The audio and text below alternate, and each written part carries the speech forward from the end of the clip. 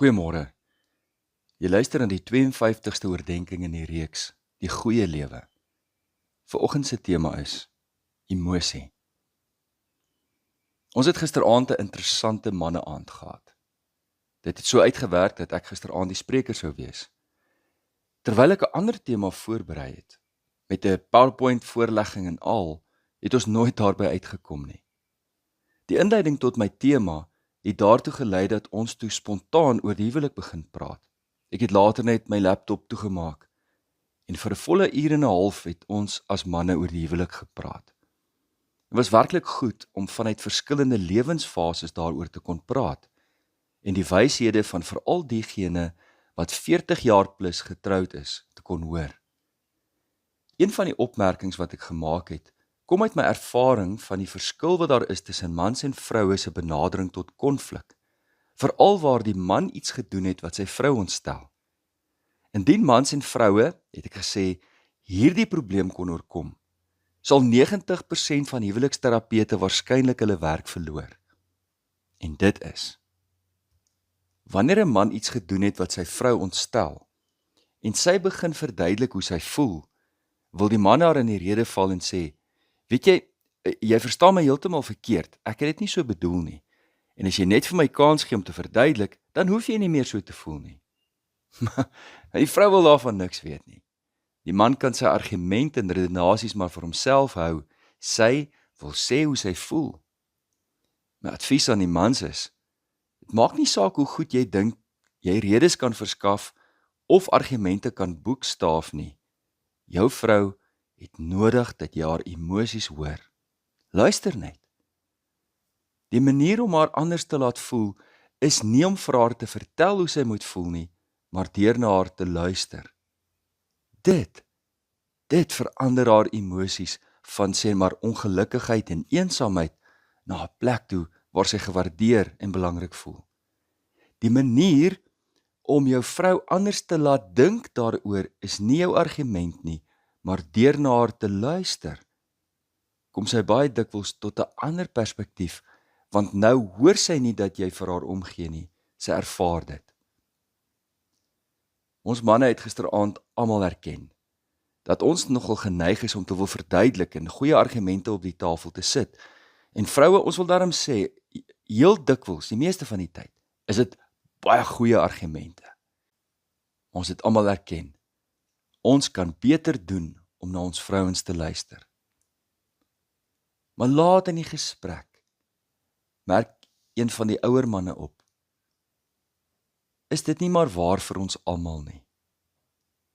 Ons, manne, het ook die behoefte dat ons emosies gehoor word. Dit is ook vir ons belangrik dat ons vroue ons harte moet hoor. Daar was 'n lang oomblik van stilte met al die manne wat hulle koppe instemmend geknik het. Die Harvard-studie waaroor ons boek handel, het deur die loop van jare gefokus op wat huwelike gelukkig maak. Hulle het voortdurend die verband tussen emosie en huwelikstabiliteit ondersoek. In die vroeë jare van die studie het hulle paartjies uitgenooi om vir 10 minute lank te gesels oor 'n onlangse insident wat wrywing tussen hulle veroorsaak het. Die gesprekke is met hulle toestemming opgeneem. Later is hierdie opnames gespeel vir navorsingsassistente wat as waarnemers opgetree het, maar met geringe opleiding in sielkunde. Hulle moes die emosies evalueer wat na vore gekom het in die paartjie se interaksie. Sou hierdie vreemdelinge met min sielkundige agtergrond die vermoë hê om voorspellings te kon maak oor 'n paartjie se toekoms? Luister aandagtig. Na slegs 10 minute se interaksie tussen paartjies, het hierdie vreemdelinge met 'n akkuraatheid van 85% voorspel watter paartjies na 5 jaar nog by mekaar sou wees. Die mate waarin die huwelikspare mekaar se emosies verstaan en in ag geneem het, was die belangrikste kritiese faktor of intieme verhoudings dit gaan maak of nie. Emosies is die dryfveer vir huwelikstabiliteit en geluk. En om op emosies ag te slaan, maak bitter baie saak. Hoewel ons oneindig baie emosies het wat ons ervaar, is daar veral twee emosies wat blyk deurslaggewend te wees. En dit is empatie en warmte. Empathy and affection.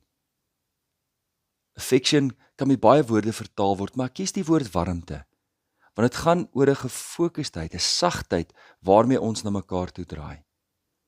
Hier bevestig die navorsing presies waaroor ons gisteraand gepraat het. Ek lees graag die volgende woorde uit die boek The Good Life. Dit staan op bladsy 177 tot 178 in my weergawe. The men and women who expressed more affectionate emotions while they were discussing something upsetting with their partner were more likely to be together 5 years later. Empathic responses from the men were also important. The more that men were tuned into their partners' feelings, the more they showed interest in understanding their partner, and the more they acknowledged their partner's perspective, the more likely the couple was to stay together. These findings, along with our findings about the importance of empathic effort, point to an important idea about intimate relationships. If a couple can cultivate a bedrock of affection and empathy, meaning curiosity and the willingness to listen, their bond will be more stable and enduring. Empatie en warmte staan in die groter kraal van emosies soos medelee, toegeneentheid, inlewing, hartlikheid, deernis, sagtheid, simpatie, begrip, barmhartigheid en teerheid. Dit gaan oor liefdevolle sorg na beide kant toe. So, daar is die sleutel in jou hand tot huweliksstabiliteit en huweliksgeluk. Maar ek vermoed, dit geld vir alle verhoudings. Kom ons vra dat die Here ons daarmee help.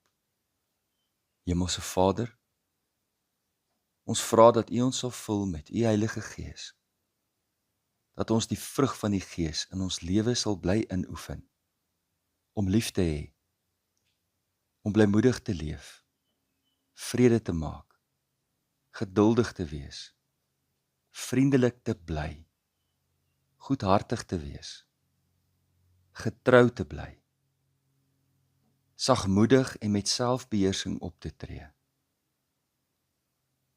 Ek weet dat ek aan Christus Jesus behoort, en ek kruisig my hartstogte en my begeertes wat nie in pas is met U Gees nie. Help my om nie verwaand te wees, ander uit te tart of jaloers te wees nie, maar help my om in 'n gees van sagmoedigheid ander reg te help. Deurgrond my siel, o Heer, dat ek myself ondersoek en my hart voortdurend tot U bekeer. Dit bid ek in Jesus naam. Amen. Hierdie gebed kom uit Galasiërs 5 vers 22 tot 6 vers 1.